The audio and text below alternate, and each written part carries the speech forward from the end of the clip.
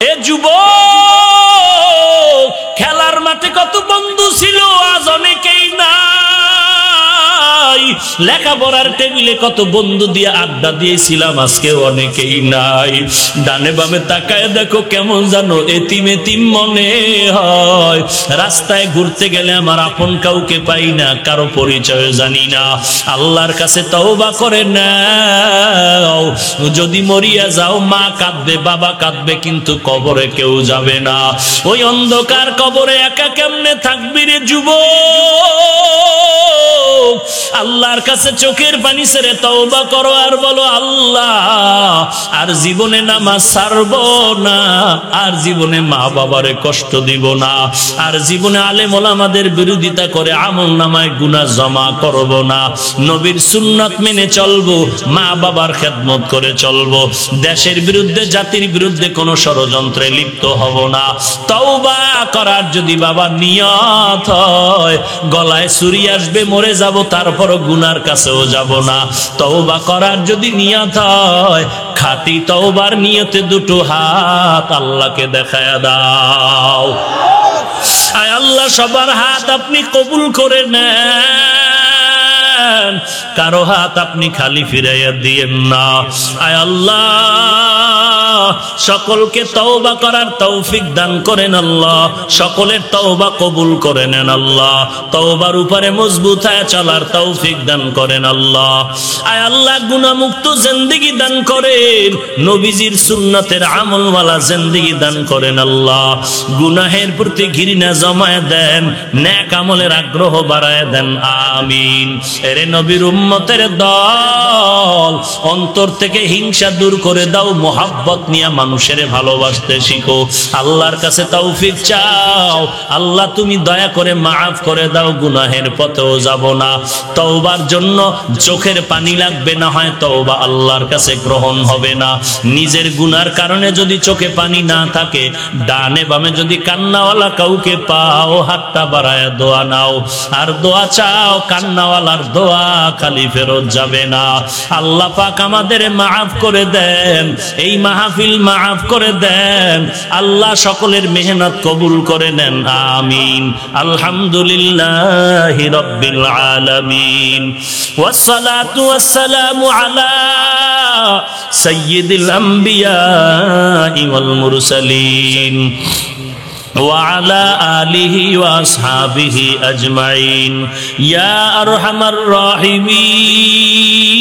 الراحمين يا أرحم الراحمين يا أرحم الراحمين رب ارحمهما كما ربياني صغيرا رب ارحمهما كما ربياني صغيرا बता हमको तेरे राह की तरफ तेरे राह पर चला हमको खुदाया आय अल्लाह कुदरतेर नजर दिया ताकाय देखें এ বিশাল ময়দানের মধ্যে আপনার আশেক বান্দা বান্দিরা হাজির হয়ে গেছে। আয় আল্লাহ, কত উলামায়ে কেরাম হাজির, কত ব্যবসায়ীরা হাজির, কত চাকরিজীবীরা হাত তুলেছেন রে আল্লাহ, কত মুরব্বী হাজী সাহেব, আয় আল্লাহ, কত যুবক, কত ছাত্র ভাই, কত ছোট ছোট বাচ্চারা হাত তুলেছেন রে আল্লাহ, পর্দার আড়ালের কত মা বোনেরা হাত তুলেছে। ও আল্লাহ, কত দূর দূর থেকে আসছে, কেউ ভাড়া দিয়া টাকা দিয়ে আসছে, কেউ কষ্ট করে পায়ে হেঁটে আসছে। আয় আল্লাহ, কুদরতের নজর দিয়ে দেখেন, এরা কেউ টাকা চায় না, বাড়ি চায় না, সবাই জাহান্নামের আগুন থেকে মুক্তি চায় রে আল্লাহ। শয়তানের ধোকায় পড়ে গুনাহ করেছি রে মালিক, শয়তানের ধোকায় পড়ে গুনাহ করে আজ আমি নাপাক। আমার মা বাবা ভাই বোনেরা কেউ জানেন আমি কত বড় গুনাহগার। আয় আল্লাহ, আপনি তো জানেন আমার মতো গুনাহগার এই জমিনে আর কেউ নাই। গুনাহের কারণে আমার হাত নাপাক, জিহ্বা নাপাক। কত গীবত শিকায়াত করে জিহ্বাটারে নাপাক করেছি, অন্তরেরে নাপাক করেছি রে আল্লাহ। সর্বশেষ আপনার তওবার দরওয়াজায় ফিরে আসছি রে আল্লাহ। গুনাহগার বলিয়া ফিরাইয়া দিয়েন না রে মালিক। আমরা তো আপনার আদরের নবীর উম্মত। আয় আল্লাহ, নবীর দিকে তাকাইয়াও কি মায়া হবে না? আপনার তো ছেলে নাই, মেয়ে নাই, আমরাই তো আপনার আদরের গোলাম রে আল্লাহ। গুনাহগার বলে ফিরাইয়া দিয়েন না রে মালিক। তওবার দরজায় ফিরে আসছি, আমাদের তওবা কবুল করে নেন। এ জীবনে না করিলাম বন্দেগী, এ জীবনে না করিলাম বন্দেগী, গুনাহ করে কাটাইলাম জিন্দেগি, গুনাহ করে কাটাইলাম জিন্দেগি। তওবা করে আবার তওবা ভাঙ্গিলাম, তওবা করে আবার তওবা ভাঙ্গিলাম। অবশেষে খাঁটি তওবা করিলাম, অবশেষে খাঁটি তওবা করিলাম। আয় আল্লাহ, আমরা তওবার দরজায় আসছি, আর ফিরে যাইতে চাই না, গুনাহ নিয়ে ফিরতে চাই না। আয় আল্লাহ, আপনি যদি আমাদের ক্ষমা না করেন, রহমান নামটা কেন রাখলেন? আপনি যদি মাফ না করেন, গফফার নামটা কেন রাখলেন? ও আল্লাহ, আমরা তো আপনার আদরের বান্দা, আমরা আখেরি নবীর উম্মত। মেহেরবানি করে আমাদের জীবনের সব গুনাহগুলো মাফ করে দেন। আয় আল্লাহ, আজকের মাহফিল কবুল করে নেন, আয়োজনকারীদের কবুল করে নেন, সহযোগিতা যারা করেছে কবুল করে নেন। আয় আল্লাহ, যারা যত দোয়া চাইছে সকলের দিলের নেক দোয়া কবুল করে নেন। আয় আল্লাহ, আমার ভাই মাস্টার কামাল সাহেবকে কবুল করে নেন।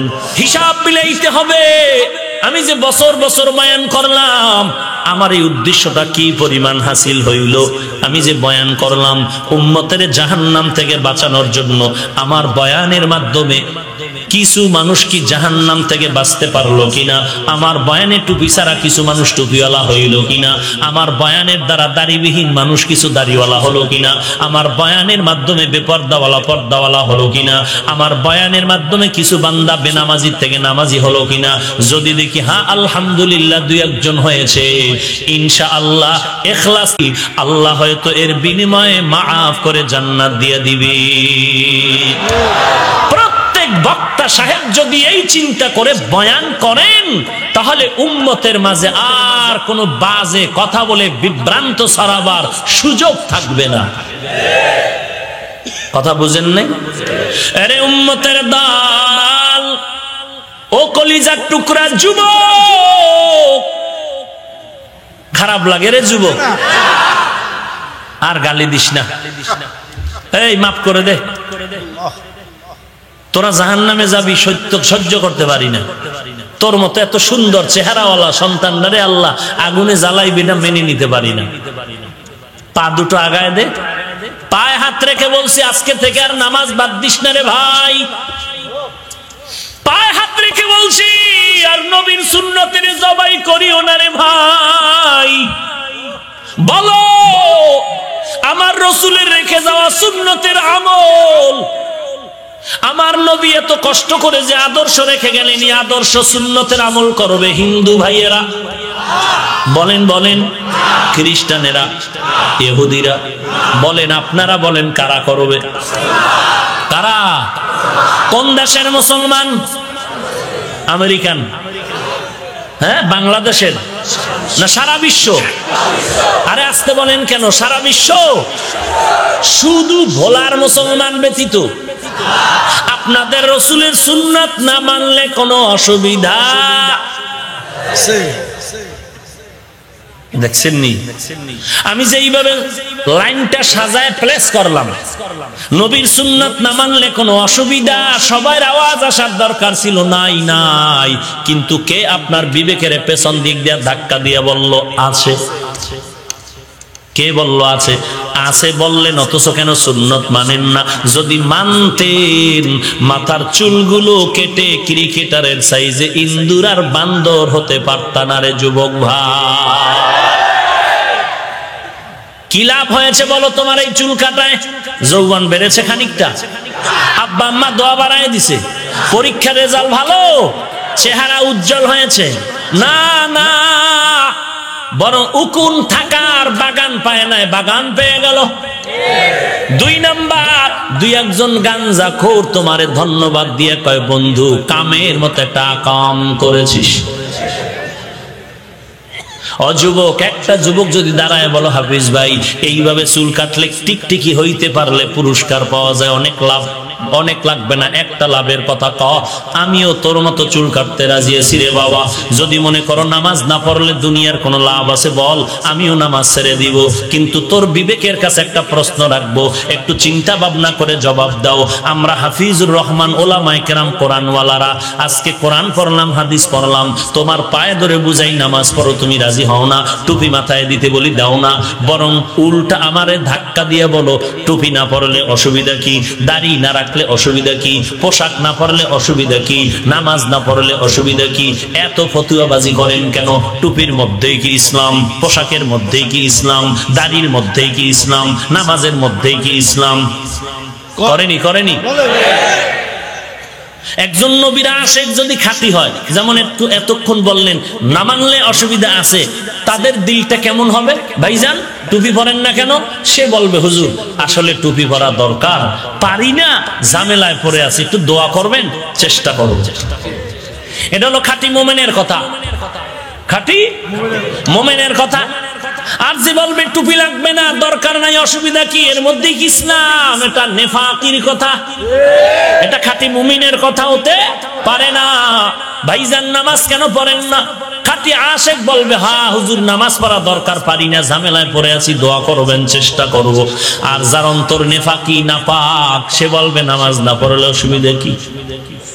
আল্লাহ না করুন কিয়ামতের ময়দানে যদি আমার রাসূলও বলে, এই বেটা তোরে আলেম ওলামারা বলছে নামাজ পড়, তুই বলছো নামাজ না পড়লে অসুবিধা কি, টুপি না পড়লে অসুবিধা কি, পর্দা না করলে অসুবিধা কি? আমি আজ বলে দিলাম তুই যা, তোর মতো উম্মত না হইলে আমার অসুবিধা কি? ভাইরা আমার, আর একটু সামনে আগাবো। অযুবক ভাই আগাবো, থাকবেন না চলে যাবেন? সবাই দেখি তো কারা কারা থাকবেন না।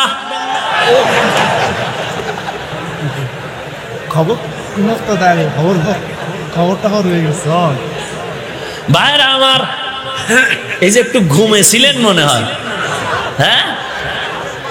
এক আল্লাহর বান্দা বয়ানে বললেন কেউ জাহান্নামে যাবেন, একজন মুরব্বী হাত উঁচু করে আল্লাহু আকবার, জাহান্নামে যাবেন বলে আব্বাও যাবেন, আমিও যাব না, তো হাত তুললেন কেন? বলে আমরা তো জানি টুপিওয়ালারা যা বলে ভালো কথাই বলে।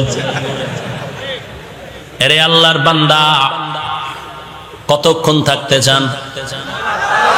হ্যাঁ, সারা রাত বুঝি না, 1.5 ঘন্টা বুঝি না, 1 ঘন্টা বুঝি না, নিয়ত করি ইনশাআল্লাহ মোনাজাত দিয়া বাড়িতে যাব। রাজি আছেন? আল্লাহ কবুল করেন। যাবেন কই? এই না বাড়ি যাবেন, কি এর বাড়ি? আপনার ছেলে মেয়ে ওই বাড়ি ঝগড়া করতেছে আপনারে বের করে দেওয়ার জন্য, কথা ঠিক না? এ দুনিয়ায় সবই পর, কবর যে তোর আসল ঘর। এ দুনিয়ায় সবই পর, কবর যে তোর আসল ঘর। কেমনে সেথায় থাকবি পরে, শুধুই মাটির বিছানা। কেমনে সেথায় থাকবি পরে, শুধুই মাটির বিছানা। চিন্তা করে দেখো না, কবরে কি যাইবা না। চিন্তা করে দেখো না, কবরে কি যাইবা না।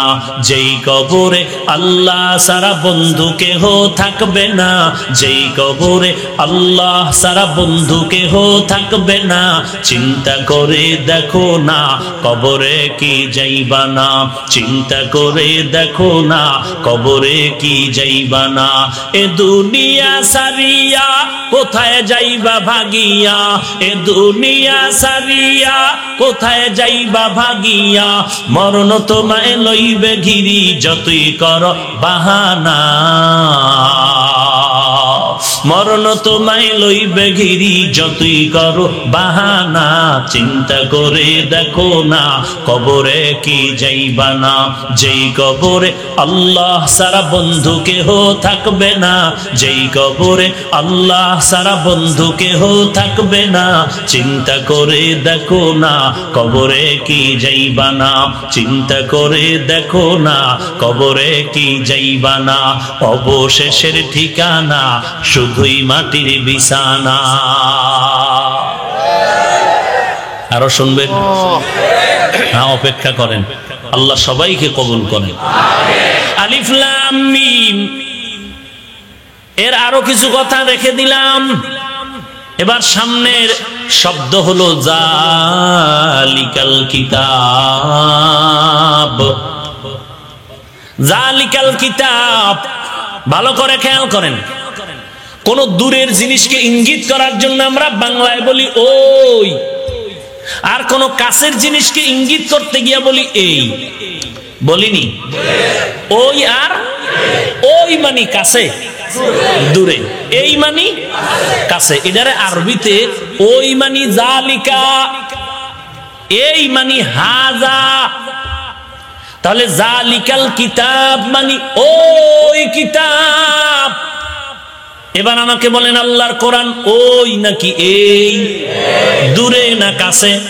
বলে কত কাছে। অন্তরে কোরআন আছে, ঠোঁটের মধ্যে কোরআন। যখন ইমাম সাহেব দাঁড়ায় যায়, কত মধুর তেলাওয়াত শুরু হয়ে গেল।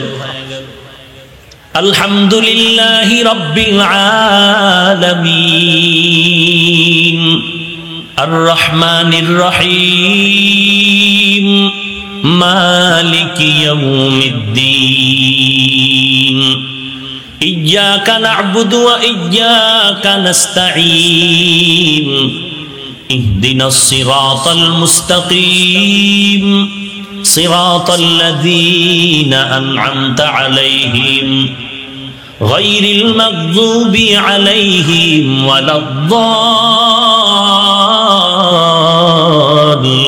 ওয়ালাদ-দাল্লিন।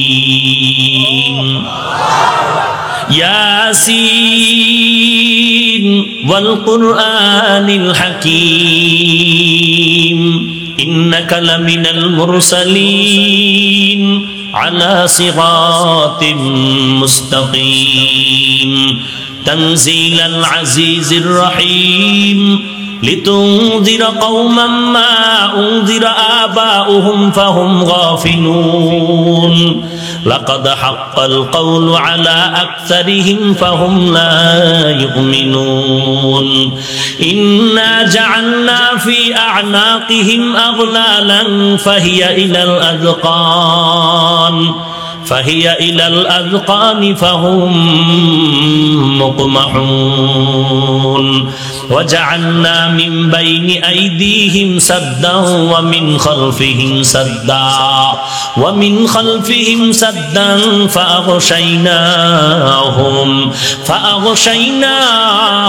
فهم لا يبصرون।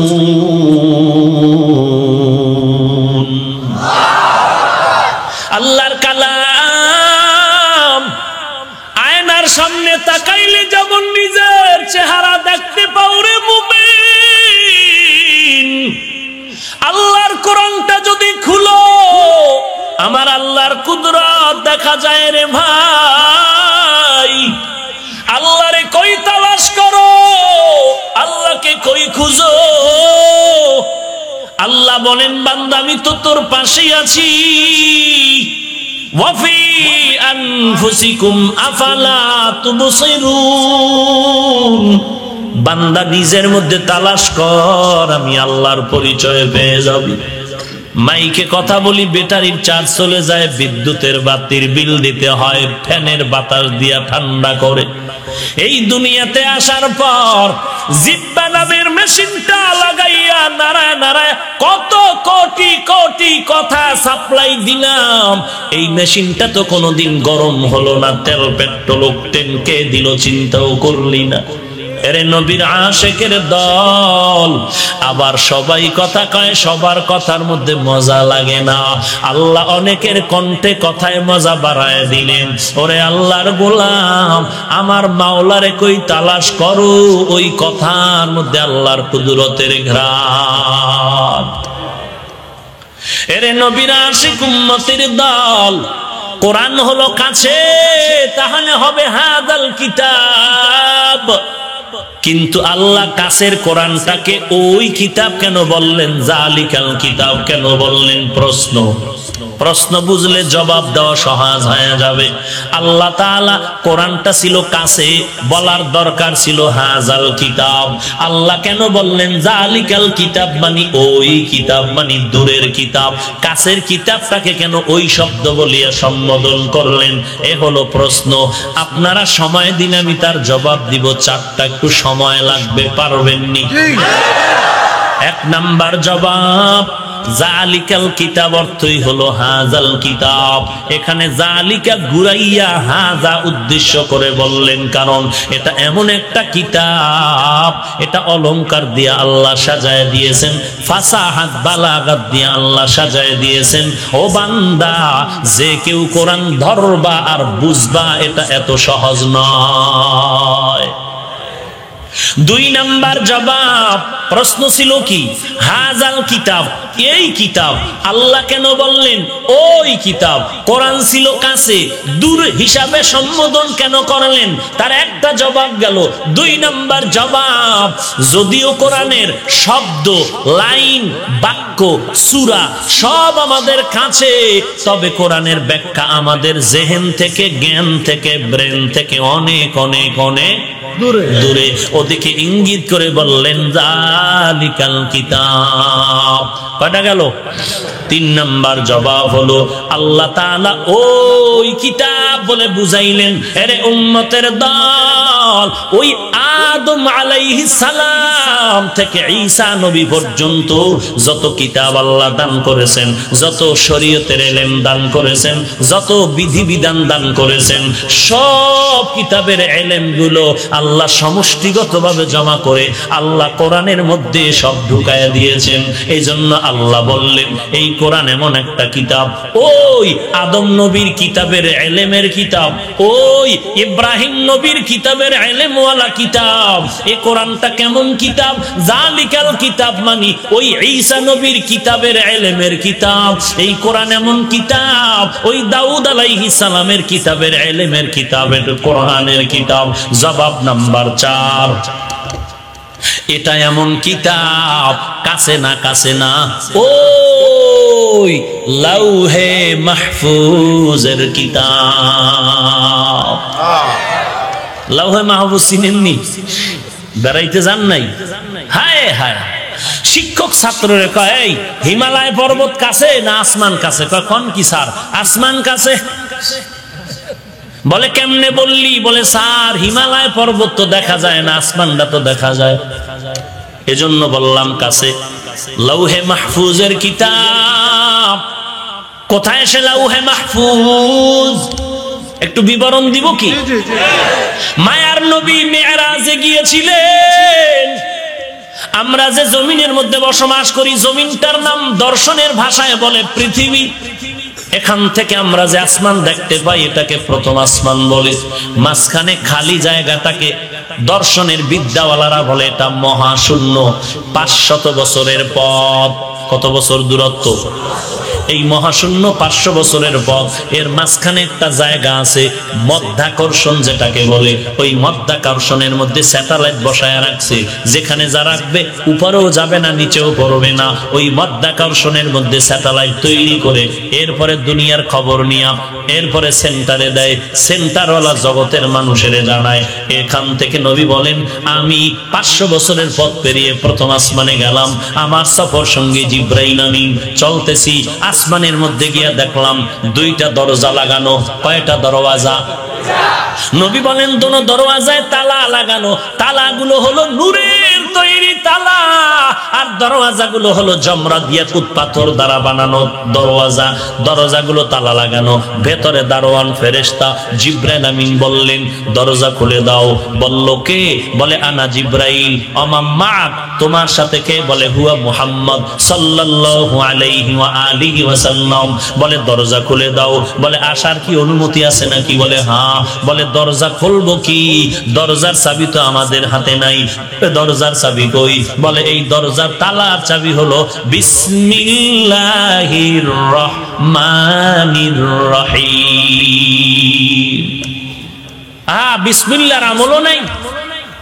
বিসমিল্লাহর দাম কত? কথায় অনেক কথা বাড়ে, যাক ওদিকে আর গেলাম না। এরে নবীর উম্মত পয়গম্বর বিসমিল্লাহ বললেন, তালা খুলে গেল। তালা খুলে যাওয়ার পর নবী বললেন, আমি ঢুকলাম। তো দরজা 2টা কেন? একটাই তো হলে হতো। হাদিসে পাকে নবী বলেন, এক দরজা দিয়া মুমিনের আমল আল্লাহর আরশে আজিমে চলে যায়, আর একটা দরওয়াজা দিয়া জমিনে মুমিনের রিজিক বন্টন হয়। এজন্য হাদিসে বলে, যখন মুমিনরা ইন্তেকাল করে, খাঁটি মুমিন, তখন আসমানের দোনো দরওয়াজা কান্না করে, আমলের জন্য কান্না করে, রিজিক বন্টনের বেলায় কান্না করে। এরে নবীর উম্মতের দল, প্রতিদিন ফজরের নামাজের পর আল্লাহর ফেরেশতা দরজা দিয়া নাইমা আলাদা একদল ফেরেশতা আসে। আল্লাহ বলে, এদেরকে রিজিক গুলো বন্টন করে দাও, ঘরে ঘরে রিজিক বন্টন করে দাও, এদের এতটুকু বন্টন আমল নামায় লিখিয়া দাও, এবং বরকত রিজিকের বন্টন করো। যারা ফজর পড়ে না, এদের রিজিকে বরকত আর থাকে না। ভাইরা আমার, যেদিন থেকে হাদিস পাইছি ওই দিন থেকে, বহু আগে ছোট ছাত্র জীবন থেকে, ওদিন থেকে চেষ্টা করি ফজরের নামাজ যেন ছুটে না যায়। আল্লাহর বিশেষ রহমত নাজিল হয় ওই সময়। এরে নবীর উম্মত পয়গম্বর বলেন, কেউ যদি এশার নামাজ জামাতে পড়ে ঘুমাও, আবার ঘুম থেকে উঠিয়া যদি ফজরের নামাজ আদায় করে নাও, ঘুমাইয়া যেই সময়টা কাটাইলা, ওই সময়টাও নেকের পাল্লায় ওজন দেওয়া হবে। মকুন সুসতি নামাজে পাঞ্জগানা ফাওয়াইলুল লিল মুসাল্লিনাল্লাযিনা মুমিনারা ইনামাজে ইমদাদে দা ইস্তাঈনু আয়াতে কুরআন ওয়াখা। পয়গম্বর বলেন, আসমানে ঢুকে দেখি, ও বিশাল আসমান। বলে কত বড়? বলে ডান আর বাম আর সামন পেছন বোঝা যায় না, বরং আসমানটা মোটা হলো 500 বছরের পথ। আর উপরে যাব, কথা কয় না। পয়গম্বর বলেন, পুরো আসমানটা ঘুরে ঘুরে আল্লাহর অনেক নিয়ামত দেখি উপরে রওনা হলাম। উপরে গিয়ে দেখি আবার এইরকম এক মহাশূন্য। ওই মহাশূন্যটাও 500 বছরের দূরত্ব। আমি খুব গুছাইয়া নিতেছি। আল্লাহর নবী বলেন, 500 বছরের মহাশূন্য পেরিয়ে চলে গেলাম কত নাম্বার আসমান? কথা বলেন। দ্বিতীয় আসমানে গিয়ে দেখলাম আবার 2 দরজা তালা লাগানো। ওইভাবে অনুমতি নিয়ে বিসমিল্লাহ বলে তালা খোলা হলো, নূরের তৈরি তালা। দ্বিতীয় আসমানে ঢুকলাম। ওই আসমানটাও মোটা 500 বছর। ঘুরিয়া আবার উপরে গেলাম। দ্বিতীয় আসমানের উপর আবার বিশাল একটা মহাশূন্য, 500 বছরের দূরত্ব। এই দূরত্ব পেরিয়ে চলে গেলাম কয় আসমান? তৃতীয় আসমানে ঢুকলাম, দরজা তালা খুললাম, এরপরে ভিতরে ঢুকলাম। তৃতীয় আসমানটাও ঘোরা শেষ, আবার উপরে গেলাম। তৃতীয় আসমানের উপরে দিকে আবার মহাশূন্য, 500 বছরের দূরত্ব। এর উপরে চলে গেলাম কয় নম্বর আসমান? বলেন। চতুর্থ আসমানে গিয়া দেখতেছি আল্লাহ পাকের অপরিসীম কুদরত। এই জমিনের মধ্যে যত সূর্য আলো দেয়, ওই সূর্যটা চতুর্থ আসমানের মধ্যে ফিটিং করে রাখছেন আমার আল্লাহ। কই সূর্য? কই? চতুর্থ আসমানে আল্লাহ সূর্য রেখেছেন। উপরেও 3 আসমান, নিচেও 3 আসমান, মিডল পয়েন্টে আল্লাহ সূর্য রেখেছেন। একটু যদি উপরে দিতেন, সূর্যের তাপের অভাবে জমিন হয়ে যেত বরফ। আবার যদি একটু নিচে নামায় দিতেন, গরমে জমিন পুড়ে হয়ে যেত ছাই। আপনারা জানেন যেই দেশের মধ্যে সূর্যের আলো বেশি, ও দেশে ঠান্ডা নাই। আবার যারা সূর্যের আলো কম পায়, ওদের নদীর পানি পর্যন্ত বরফ হয়ে যায়, 12 মাস ঠান্ডা ঠান্ডা। এরে নবীর উম্মত, আমার আল্লাহ ওই সূর্যটারে চতুর্থ আসমানে মিডলে রেখেছেন। ওখান থেকে সূর্যের 12টা মুখ আছে, একটা মুখ জমিনের দিকে দেওয়া। ওই একটা মুখের তাপে ঠান্ডা পানি দেয় ফেরেশতা। এরপরে যতটুকু তাপ থাকে ওইটা ডাইরেক্ট জমিনে আসে না। ওই সূর্যের অনেক অনেক অনেক অনেক নিচে একটা পাতলা গ্যাসের আবরণ লাগানো আছে। ওই গ্যাসের আবরণে কোটি কোটি ছিদ্র দেওয়া। ওই কোটি কোটি ছিদ্রওয়ালা গ্যাসের পাতলা আবরণ সূর্যের আলোটাকে কন্ট্রোল করে। এরপরে জমিনের মধ্যে তাপ আসে। এই তাপটাও বান্দার কষ্ট হবে। আল্লাহ মাথার পাতলা চামড়াটাকে চুল দিয়া কাভারিং করে দিলেন যেন কষ্ট না হয়। জঙ্গলের পশু পাখির তো কোনো আলাদা পোশাক নাই। আল্লাহ পাক সূর্যের তাপের থেকে হেফাজতের জন্য ওদেরকে পশম দিয়া পোশাকের কাভার করে দিলেন। পয়গম্বরের কেমন হালাত, সূর্যের তাপে যেন আমার মায়ার নবী কষ্ট না পায়, মেঘের খণ্ড নবীরে ছায়া দিতেছি। এই সূর্য কত বড় নেয়ামত জানেননি? বিজ্ঞানীরা বলে জমিন পৃথিবী নামক যে গ্রহ, এর থেকে 13 লক্ষ গুণ বড় সূর্য। তাহলে এবার বুঝেন পৃথিবীটা কত বড়। আমি জবাবে বলি, বিজ্ঞানীদের থিওরিতেও ভুল আছে।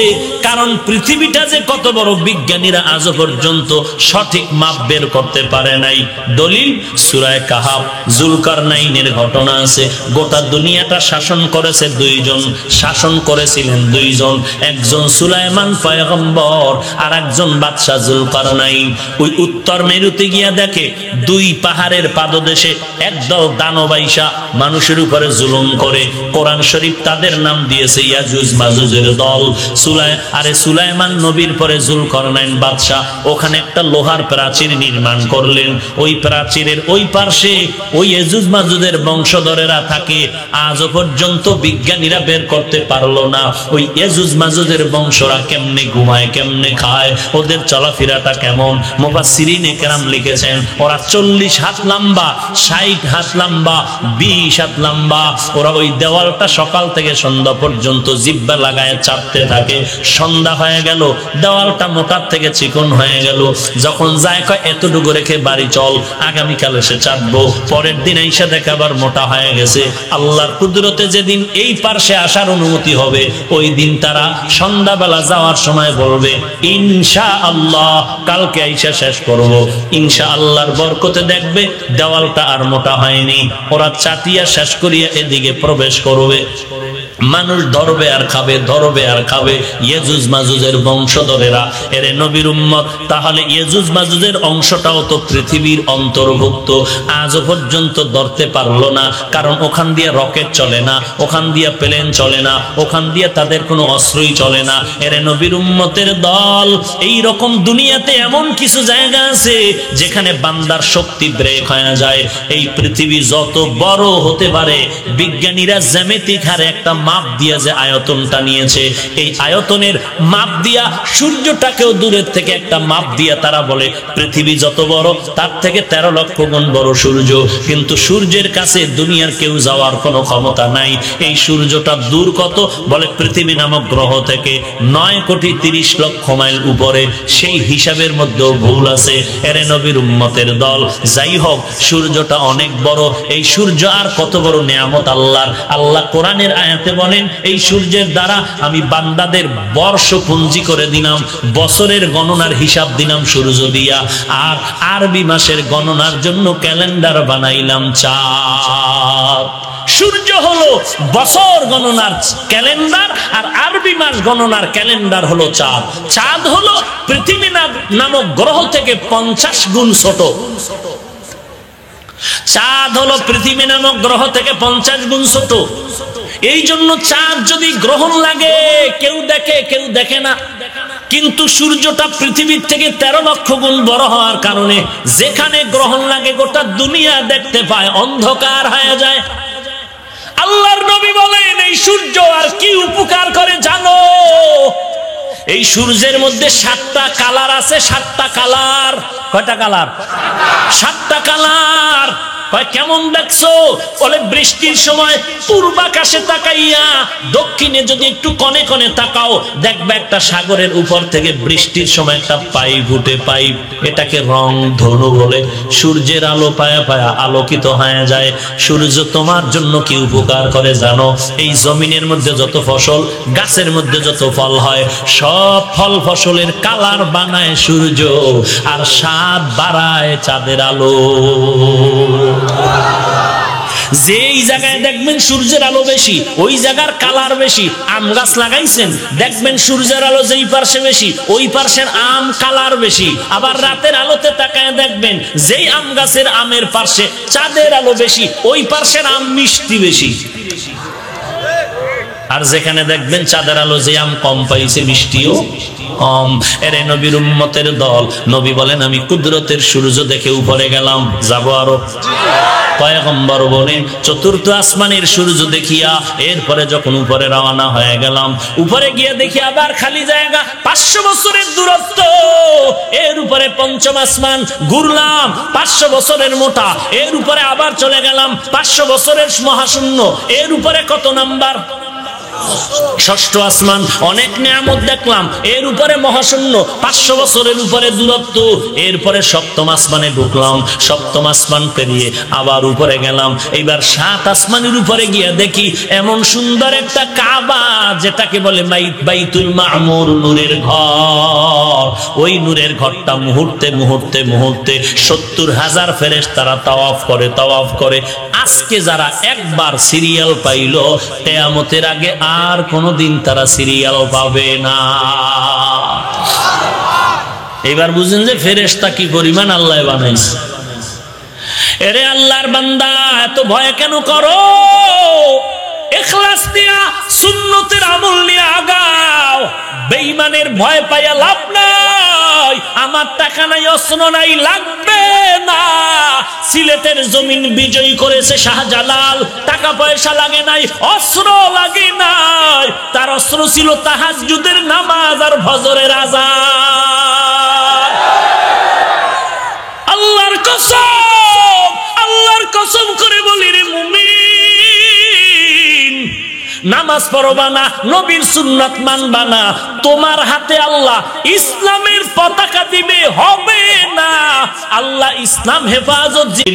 আল্লাহ তাআলা তাহাজ্জুদ ওয়ালার মাধ্যমে, আমল ওয়ালার মাধ্যমে ইসলামের বিজয় করবে। তুমি আল্লাহর হুকুম মানবা না, তোমার দ্বারা ইসলামের বিজয়ের নিশান কোনোদিন উড়বে না। তোমাকে কে বলেছে রাসূলের সুন্নাত জবাই করে নামাজ রোজা বাদ দিয়া তুমি ইসলামের পেছনে সময় দাও? না, তোমার দ্বারা ইসলামের কিচ্ছু হবে না। আল্লাহ যদি চায় আল্লাহর খাস বান্দা দিয়া করাবেন, কাউকে লাগবে না। ওই বেঈমানের মোকাবেলায় আপনার মতো আমার মতো গুনাহগার দরকার নাই, আল্লাহর ফেরেশতাই যথেষ্ট। ইতিহাস নাই? বলেন না কেন? অভাব নাই। আপনাকে কে বুঝাইলো যে নামাজ লাগবে না? কে বুঝাইলো সুন্নাত লাগবে না? তো আপনি সুন্নাত মানবেন না, তো রাসূলের আশেকরা না মানলে কে মানবে?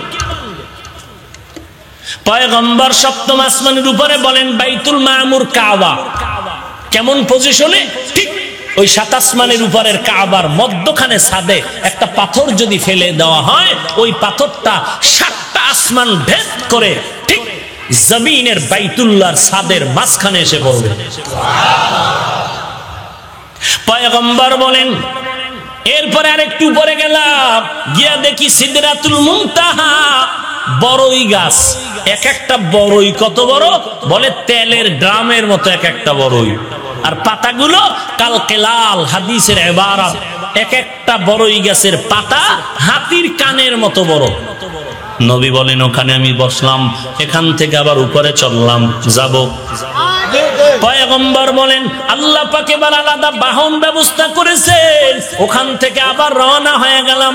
যাচ্ছি, এমন ভাবে চলতেছে বিদ্যুতের গতি ফেল। আমি যাচ্ছি এমন ভাবে তাকায় তাকায় দেখতেছি, এমন এক অন্ধকার অন্ধকার অন্ধকার অন্ধকার অন্ধকার অন্ধকার, কিছুই দেখা যায় না। চলতেছে চলতেছে চলতেছে চলতেছে, অনেক অন্ধকারের মাতাক্কাগুলো পেরিয়ে অনেক অনেক অনেক অনেক উপরে গিয়ে দেখলাম এমন একটা পর্যায়ে চলতেছে আমার বাহন, পানি পানি পানি পানি পানি আর পানি, পানি আর পানি, পানি আর পানি। ওই পানির ওই স্তরগুলো পেরিয়ে অনেক উপরে গিয়ে দেখলাম ওই পানির উপরে আল্লাহ তাআলা নির্মাণ করে রাখছেন নূরের তৈরি আরশে আজিম। আমি পয়গম্বর ওই আরশে আজিমে যখন ঢুকতেছি, তাকায় দেখলাম 8 জন ফেরেশতা ওই আরশে আজিম কাঁধে নিয়ে দাঁড়িয়ে আছে, আর ওদের পা হলো জমিনের নিচে। কাঁধের উপরে আরশে আজিম, পা কই? আল্লাহর নবী বলেন, আমি আরশে আজিমে ঢুকলাম, নূরের তৈরি আরশে আজিম। ওখানে ঢুকে দেখলাম বিশাল একটা তক্তা, ওই তক্তার মধ্যে দেখলাম কোরআন লেখা। এই তক্তার আরবি হলো লাউহুন, সংরক্ষিত তক্তার নাম লাউহে মাহফুজ। মাহফুজ মানে সংরক্ষিত, লাউহুন মানে তক্তা, সংরক্ষিত তক্তার নাম লাউহে মাহফুজ। নবী বলেন, আমি তক্তায় দেখলাম কোরআন শরীফ সুন্দর করে লেখা। এখন যেইভাবে আমগো কাছে কোরআনটা সাজানো, ওই লাউহে মাহফুজের মধ্যে কোরআনটা ওইভাবে সাজানো। এখানে যেমন আলহামদু শুরু, সূরাটা আগে, ওই ঠিক লাউহে মাহফুজেও আলহামদু আগে। এখানে যেমন কুল আউযু বিরাব্বিন নাস শেষে, ঠিক লাউহে মাহফুজের মধ্যে ওইভাবে কোরআন সাজানো। আল্লাহ তাআলা বললেন, যালিকাল কিতাব, ওই কিতাব মানে ওই লাউহে মাহফুজের কিতাব, ওই কিতাব মানে ওই লাউহে মাহফুজের কিতাব। ও নবীর উম্মত আশিকের দল, ওই কোরআনটা সিনায় লাগাইলা না, পড়তে জানলা না। এরে পর্দার আড়ালের মা আসেনি, মা এরে পর্দার আড়ালের মা, আলেমের মা, হাফেজের কোরআনের মা, ও মা তুমিও মা। মনে কি চায় না একজন আলেমের মা হয়ে কবরে যাও, হাফেজে কোরআনের মা হয়ে কবরে যাও, সন্তান তোমার জানাজার ইমামতি করবে। এটাই তো মা বাবার জীবনের বড় পাওনা। এরে পর্দার আড়ালের মা, গজনবীর বাদশা সুলতান মাহমুদ কবরে চলে গেছেন। স্বপ্ন যোগে জিজ্ঞাসা করা হলো, কবরের কি হালাত? বলে, আল্লাহ আমাকে মাফ করেছেন। বলে, কেন? আমল কি? বলে, একটা সামান্য আমল, কোরআনের আদব রক্ষা করেছিলাম। বলে, কেমনে? বলে, আমি সফরে রওনা হয়ে গেলাম, রাতের বেলা একটা ঘরে আশ্রয় নিলাম রাত্র যাপন করার জন্য। ছোট একটা ঘর, আমাকে যেই জায়গায় বিছানা দিল থাকার জন্য, আমি শুইতে গিয়ে দেখলাম আমার পায়ের কিনারায়, খেয়াল করেননি, আমার পায়ের কিনারায় একটু উঁচু জায়গায় কোরআন শরীফ রাখা। আমি চিন্তায় পড়ে গেলাম, আমি মাহমুদ এখানে ঘুমাবো, পায়ের কিনারায় উঁচু জায়গায় কোরআন থাকবে, হতে পারে না। আমি উইঠা বসলাম, কোরআনটা হাতের মধ্যে নিয়ে অন্য রুমে রাখার জন্য হাঁটতে শুরু করলাম। মাঝখানে গিয়া দাঁড়ায় গেলাম, হায় রে, আমি মাহমুদ আরামে ঘুমাবো, কোরআনটা সরাইয়া, আমার থেকে কোরআনের দাম কম।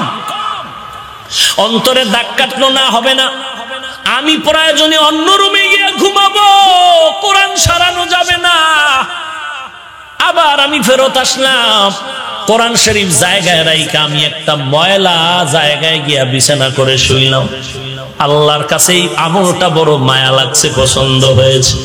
আয় মাহমুদ, আমার কোরআনের তুই ইজ্জত দিয়েছো, আমি আল্লাহও তোর ইজ্জত বাড়ায় দিলাম। ও যুবক ভাই, ও বৃদ্ধ বাবাজি, একটু কি অন্তরে ধাক্কা লাগে না? আমি হাফিজুর রহমান, আপনাদের সন্তানের মতো এক সন্তান। আপনাদের কি মন চায় না আজ এত মানুষ বয়ান শুনতে আসলেন? আপনার ছেলেটাও এরকম একজন আলেম হইতো, আর মানুষ তার বয়ান শোনার জন্য দৌড়াইতো, দোয়ার জন্য লাইনে দাঁড়ায় যাইত। আল্লাহর কাছে চোখের পানি ছাড়িয়ে কাঁদলে মা বাবার দোয়া খালি ফেরত যায় না। এরে নবীর উম্মতের দল, আল্লাহর কাছে বিনয়ের সাথে চোখের পানি ছেড়ে তওবা করেন আর বলেন, আল্লাহ, আমার ছেলে স্কুলে পড়ে, কলেজে পড়ে, আলিয়ায় পড়ে, কোনো বাধা নাই, তবে আমার ছেলেটাকে তুমি নেককার বানায় দাও। আলিয়ায় পড়িয়াও কি নেককার হওয়া যায় না? এই যুবক, যায় না? স্কুল কলেজে পড়িয়াও কি নবীর সুন্নত মানা যায় না? তাহলে তুমি কেন পারবা না রে ভাই? আল্লাহর কাছে দোয়া করো, আল্লাহর কাছে চোখের পানি ছেড়ে কান্না করো।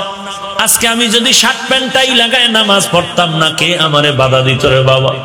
অথচ একক তো নামাজও সারি না, মিথ্যা বলি না, টুপিও সারি না, এমনকি চেষ্টা করি ঘুমাইতে গিয়েও টুপিটা মাথায় রাখি, পইরা গেলে গেল, কিন্তু দিলের তামান্না, ওস্তাদ ছোটবেলায় বলেছিল টুপি মাথায় দিয়ে ঘুমাবি, আজরাইল যদি আসে দেখবে সুন্নত তোর মাথার কিনারায় হাজির।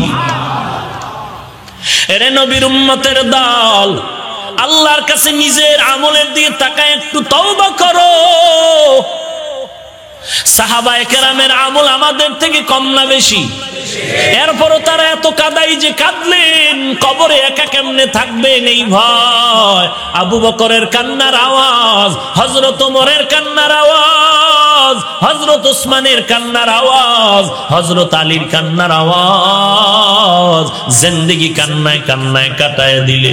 আল্লাহর নবীর আদর্শ ছাড়ে নাই, গলার উপরে ছুরি আসলো, তারপরও আল্লাহর মহব্বত থেকে পিছনে সরে যায় না।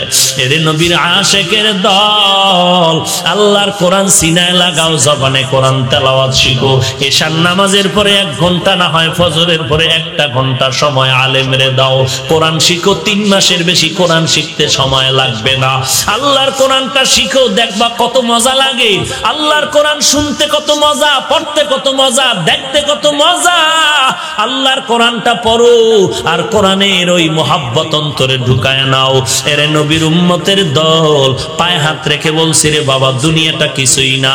আজকে তোমাকে বলি নামাজ পড়ো, পর্দা করো, আর আমাকে যদি কেউ টাকা দেয়, 1 কোটি টাকা দিয়ে কয় নামাজ 2 ওয়াক্ত কমায় দাও, জীবন চলে যাবে, 1 ওয়াক্ত নামাজও কমানো যাবে না, টুপি ফালাবো না। তুমিও মুসলমান, আমিও মুসলমান, তুমিও নবীর উম্মত, আমিও উম্মত, তুমিও মুসলমান, তুমি ইসলাম মানো, আমিও মানি। অথচ তোমার পায়ে ধরলে কেন নামাজ পড়তে চাও না? আর আমাকে টাকার লোভ দেখাইলেও কেন নামাজ ছাড়তে চাই না? এর একটাই মাত্র কারণ, সব কথার এক পুঁজি হলো আল্লাহর কোরআন। ওই কোরআনে কোনো মিথ্যা কথা নাই। আজকে কোরআন সত্য মনে করতে গিয়ে কত বেঈমানেরা কালেমা পড়ে মুসলমান হয়ে গেল। ওই কোরআনে মিথ্যার কোনো আওয়াজ নাই। ও আল্লাহর বান্দা, ওই কোরআন যদি তোমার দিল বলে সত্য, বলো ওই কোরআনে জান্নাতের বয়ান আছে না নাই? করো, 2 রাস্তা ছাড়া আর পথ নাই। ফারিকুন ফিল জান্নাহ ওয়া ফারিকুন ফিস সাঈর, জান্নাতের পথ আর জাহান্নামের পথ। যতই লাফালাফি করো, 2 রাস্তা ছাড়া আর কোনো রাস্তা নাই। এরে বাবা, মরণের পরে কিন্তু তোমাকে আমাকে কবরে নেওয়ার পর আমার কাছেও যেমন 2 জন ফেরেশতা আসবে, আপনাদের কাছেও কয়জন? না কম বেশি হবে? প্রশ্ন করবে কয়টা? আমাকেও যেই প্রশ্ন, আপনাকেও সেই প্রশ্ন করা হবে। 1 নম্বরে রবের পরিচয় দাও, 2 নম্বরে ধর্মের পরিচয় দাও, 3 নম্বরে রহমাতুল লিল আলামিনের পরিচয় দাও। এই 3টা প্রশ্ন আপনাকেও করা হবে, আমাকেও করা হবে, পীর সাহেবকেও করা হবে, কোনো দলাদলি চলবে না। ওই কবরে যখন প্রশ্ন করা হবে, যারা রব মানিয়া, ইসলাম মানিয়া, সুন্নাত মেনে কবরে যাবে, তারা জবাব দিবে, রব্বি আল্লাহ, আমার রব দিনিয়াল ইসলাম, আমার ধর্মের নাম। এরপরে নবীকে দেখাইয়া বলবে, চিননি ওই নবীকে? যারা আমার নবীর সুন্নতের বড় আশিক, তারা তাকায় বলবে, ইনি তো আমার সেই মায়ার নবী, যেই নবীকে না দেখিয়া আলেমদের কথায় পড়ে টুপি পড়েছি, যেই নবীর আদর্শের দাড়িটা রেখেছি, লম্বা জামা পরেছিলাম, কত মানুষ টুপিওয়ালা বলে গালি দিত, দাড়িওয়ালা বলে গালি দিত, নামাজি বলে গালি দিত, তারপরও নামাজ ছাড়ি নাই। ওই নবীর আশিক, যেই নবীকে দেখলে কলিজা পর্যন্ত ঠান্ডা হয়ে যায়, যেই নবীর জন্য দুনিয়ার সবাই পাগল, ওই মায়ার নবীকে দেখা মাত্র বলবিনি তো আমার সেই মায়ার নবী, যেই নবীর সুন্নতের জন্য জীবনটারে বিসর্জন দিয়েছি। আল্লাহ অর্ডার করবে আর ডিস্টার্ব করিও না, এই বান্দার একটু আরামে ঘুমাইতে দাও, কারণ দুনিয়াতে বান্দা আরামে ঘুমাইতে পারে নাই। আমি মাওলাকে রাজি করার জন্য কত রাত্র ভোর রাত্র ওইটা নামাজে দাঁড়ায় কান্না করেছে, যেখানে কোরআনের আওয়াজ পাইতো দৌড়ায় যাইতো, যেখানে আল্লাহর জিকিরের মজলিস পাইতো দৌড়াইয়া যাইতো। ওই বান্দার জিহ্বাটা জিকির দিয়া ভিজায় রাখতো, আল্লাহর জিকির ছাড়া তার জবানটা খালি যাইতো না। ওই বান্দা যেখানে দিনের আলোচনা পাইতো দৌড়ায় যাইতো, ঘুমাইতে পারতো না। এখন বান্দারে বেহেশতের বিছানা বিছায়া দাও, কবরের মধ্যে বেহেশতের বিছানাটা বিছায়া দিবে। পয়গম্বর বলেন বান্দা এমন একটা আরামের ঘুম দিবে, ইসরাফিল সিংহায় ফুৎকারের আগে তার ঘুম নষ্ট কেউ করবে না। পক্ষান্তরে যারা ওই অন্ধকার কবরে গুনাহগার হয়ে যাবে, আল্লাহ যখন অর্ডার করবে ফেরেশতারা প্রশ্ন করবে, রবের পরিচয় দাও, ধর্মের পরিচয় দাও, রাহমাতুল লিল আলামিনের পরিচয় দাও। যারা রবের চিহ্ন না, দুনিয়াতে ইসলাম মানলো না, নবীর সুন্নাত মানলো না, এদের কোনো জবাব নাই। একটা কথা বলবে, হা হা লা আদরি, হা হা লা আদরি, বড় আফসোস, আমি কিছুই জানি না, কিছুই জানি না। তখন আল্লাহ পাক রাগান্বিত হয়ে আওয়াজ দিবেন, কুদরতের আওয়াজ। আল্লাহ বলবেন, রে ফেরেশতা, এই বান্দাকে আমি দুনিয়াতে বড় ছাড় দিয়েছি, আর এখন ছাড় দেওয়া যাবে না। দুনিয়াতে বান্দাকে আমার দেওয়া নিয়ামত দিলাম, আমার দেওয়া পানি, আমার দেওয়া মাছ, আমার দেওয়া বাতাস, আমার দেওয়া সূর্যের আলো, সব আমি বান্দারে আরাম করে দিলাম। আমার দেওয়া নিয়ামত পাইয়া বান্দা একবারও আমারে ডাকে নাই, নামাজ পড়ে নাই, আমি আল্লাহ সেদিন বাধা দেই নাই, আমি আল্লাহ রাগ করে পানিও বন্ধ করি নাই, বাতাসও বন্ধ করি নাই। কিন্তু বান্দা এত বড় নিমক হারামি করলো, আজকে একটা সেকেন্ডের জন্য তাকে ছাড় দেওয়া যাবে না। আল্লাহ পাক কুদরতের আওয়াজ দিয়ে বলবেন, রে কবরের মাটি, এই গুনাহগার নাফরমানকে দুই পার্শ্ব থেকে জোরে চাপ দাও। কবরের মাটি এমন জোরে চাপ দেওয়া শুরু করবে, ওই চাপের কারণে পাজরের হাড়গুলো চুরমার হয়ে যাবে। এরে নবীর উম্মতের দল, এরে নবীর আশিকের দল, আল্লাহর অর্ডারে কবরের মাটি যখন চাপ দিবে, একটা নয়, দুইটা নয়, 70 থেকে 99টা সব কবর ভরে যাবে। ওই কবরে জাহান্নামের আগুন। আজকে দুনিয়াতে সূর্যের গরম সহ্য করতে পারো না রে আল্লাহর বান্দারা, ওই কবরে গিয়া জাহান্নামের আগুন কি করে সহ্য করে নিবা? আজকে গুনাহ দিয়ে তাকায় দেখো, এই ময়দানে মনে হয় যেন আমার মতো গুনাহগার কেউ নাই। গুনাহের কারণে আমার হাত না পাক, আমার চোখ না পাক, আমার জিহ্বা না পাক হয়ে গেল। আল্লাহর কাছে বিনয়ের সাথে চোখের পানি ছেড়ে কান্না করো। গুনাহের কারণে দিলটা শক্ত, চোখে পানি নাই। আল্লাহকে বলো, হে মালিক, কান্নাওয়ালা চক্ষু দাও, এমন চোখ দান করো যেই চোখের পানিতে জাহান্নামের আগুন ঠান্ডা হয়ে যাবে। ও আল্লাহ, আর জীবনে কোনো গুনাহ করব না, নামাজ ছাড়ব না, মা বাবাকে কষ্ট দিব না, আলেম ওলামাদের বিরোধিতা করব না। ও আল্লাহ, আর জীবনে তোমার নবীর সুন্নতের বিরুদ্ধে চলবো না, আলেম ওলামাদের বিরোধিতা করে গুনাহগার হব না। আয় আল্লাহ,